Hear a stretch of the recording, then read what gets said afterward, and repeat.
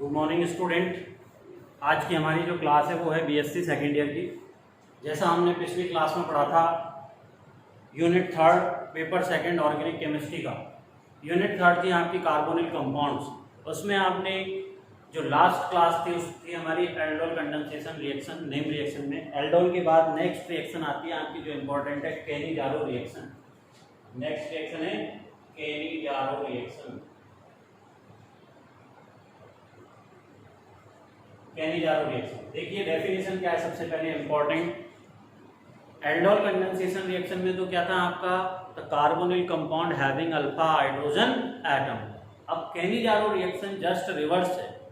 Those compounds lacking of alpha hydrogen atom, lacking मतलब जिनमें ऐसे कार्बोनिल यौगिक जिनमें अल्फा हाइड्रोजन नहीं होता। क्या? ऐसे कार्बोनिल यौगिक जिनमें अल्फा हाइड्रोजन नहीं होता वो strong base such as NaOH या KOH 50% NaOH बेस की उपस्थिति में कौन सी रिएक्शन देते हैं? Disproportionation reaction.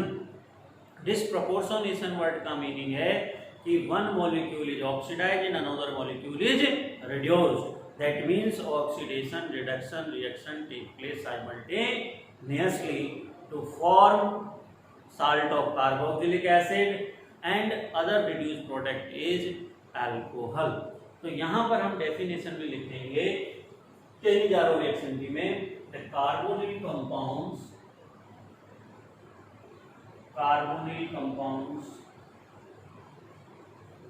और उसमें भी मैं अगर कह दूं बेसिकली तो एल्डिहाइड्स।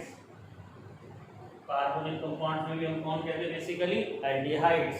कार्बोनिल कंपाउंड या aldehydes lacking of alpha hydrogen atom, lacking of alpha hydrogen atom, lacking of alpha hydrogen atom in the presence of base, in the presence of base to give, in the presence of base give disproportionation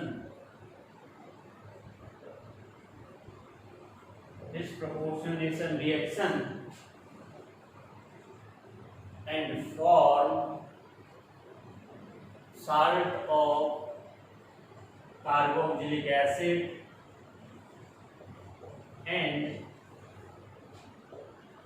alcohol।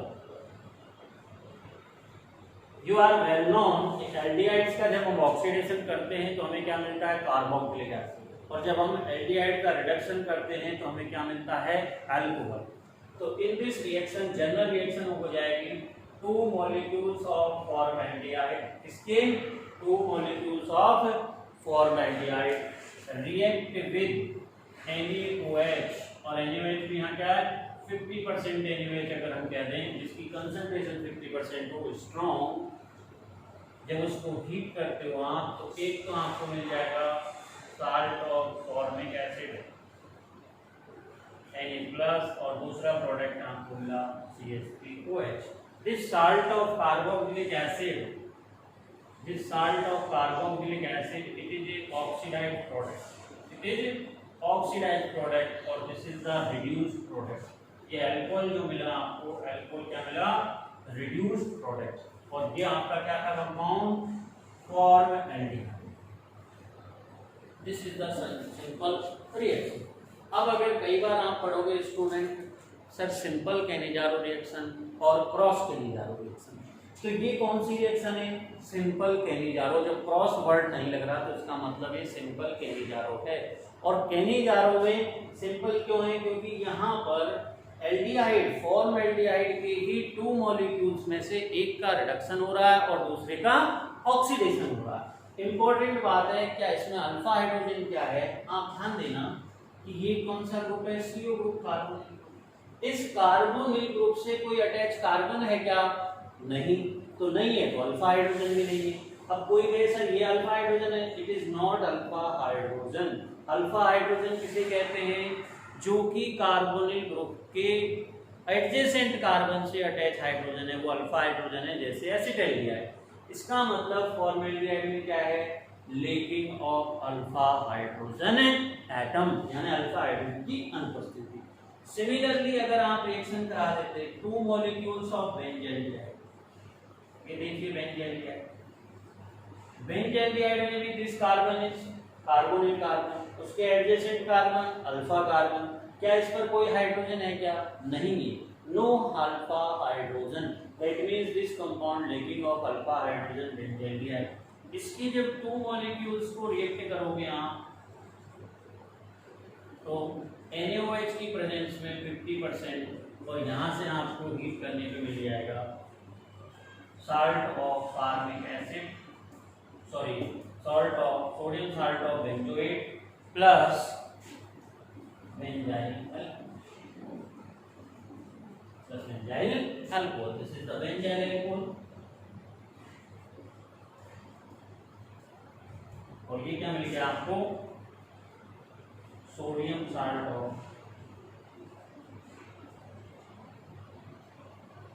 Benzoic acid. ये clear? यहाँ तक किसी student को कोई problem नहीं? अब इसके बाद अगर हम देखते हैं, ये आपको क्लियर हो गया, ये तो क्या है आपकी जनरल रिएक्शंस। कई बार क्वेश्चन आपको आ जाता है कंप्लीट द फॉलोइंग रिएक्शन, तो कंप्लीट द फॉलोइंग रिएक्शन आप कैसे करोगे?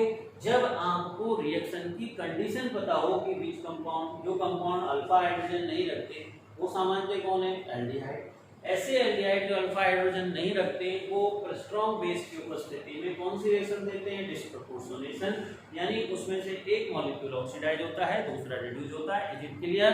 यहाँ तक कोई प्रॉब्लम नहीं होनी चाहिए। अब हम देखते हैं मैकेनिज्म पार्ट। तो अब वेरी इंपॉर्टेंट है mechanism of Cannizzaro reaction.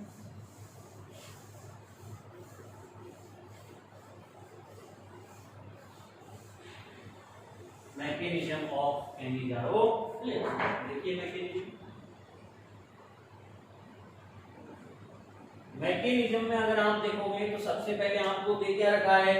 Formality. ये फॉर्मेलिटी है, इसके साथ रीड करें NaOH। NaOH का आपने देखा था सोडियम हाइड्रोक्साइड जो होता है वो बेस भी होता है और न्यूक्लियोफाइल की तरह भी रिएक्ट करता है। तो बेस तो क्या करता है?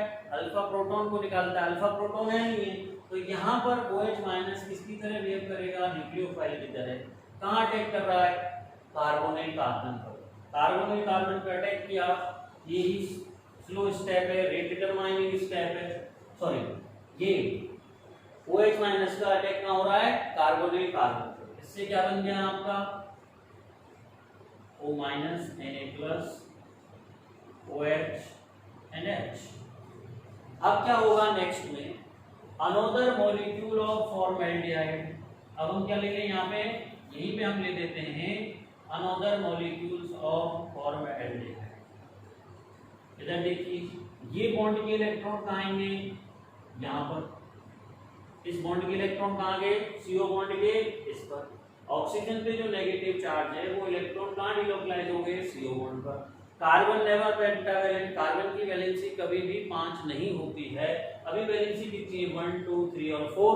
दैट मींस जैसे ही ये CO बॉन्ड के इलेक्ट्रॉन आएंगे यहाँ पर तो CH बॉन्ड क्या होगा? Break.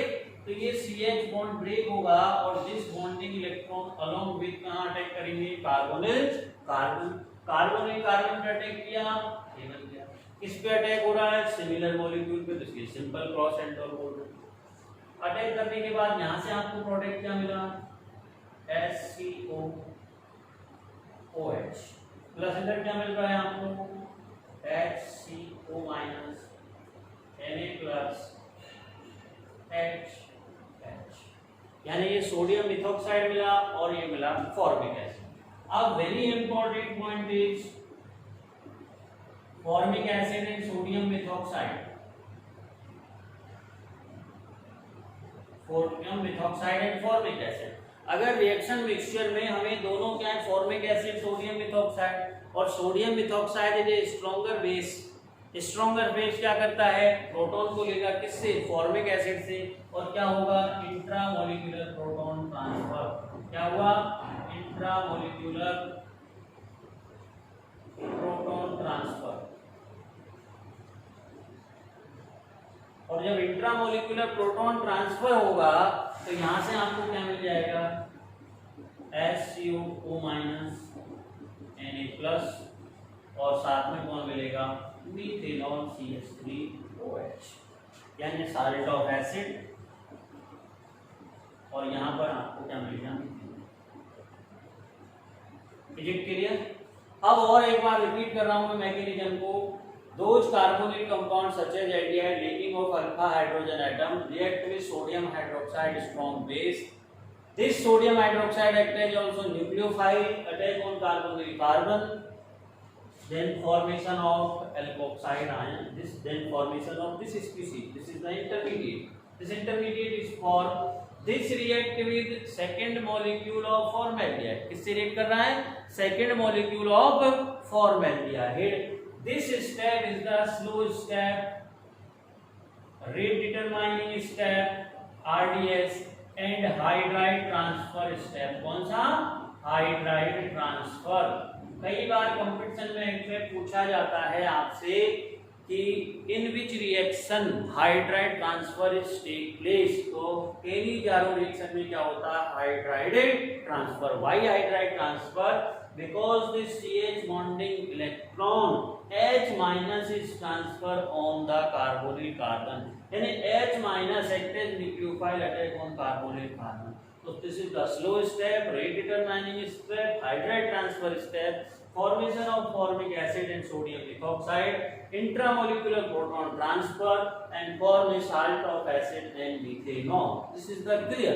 This is the complete mechanism. अगर पूछे आपसे कि rate of reaction depend on, या rate of reaction depend on the concentration of this intermediate. Rate of reaction depend on the concentration of intermediate and the second molecule of formaldehyde. तो this intermediate किससे बन रहा है, formaldehyde से और NaOH से। तो how many molecules of formaldehyde are involved?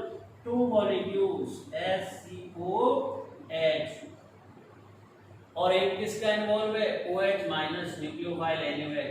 यानी rate of reaction follow third order kinetics. कौन सी ऑर्डर काइनेटिक्स फॉलो करेगी, that means it follow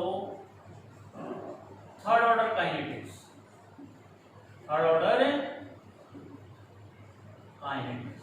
this is the simple Cannizzaro reaction. ये मैकेनिज्म किसकी है, सिंपल केनी-जारो रिएक्शन की mechanism है। Is it clear. अगर यही आपसे पूछ लेता क्रॉस केनी-जारो, तो क्रॉस केनी-जारो में आप क्या करते, 2 डिफरेंट एल्डिहाइड लेते, क्या लेते, 2 डिफरेंट एल्डिहाइड, और वहां से आप इसको क्लियर करते। I think it is understand, is it understand. अब नेक्स्ट आपको मैं बताना चाहता हूं क्रॉस केनी-जारो। तो क्रॉस केनी-जारो क्या है, देखिए क्रॉस केनी-जारो में और इसमें डिफरेंस क्या है। सबसे पहले तो आप रिएक्शन देखो, क्रॉस केनी-जारो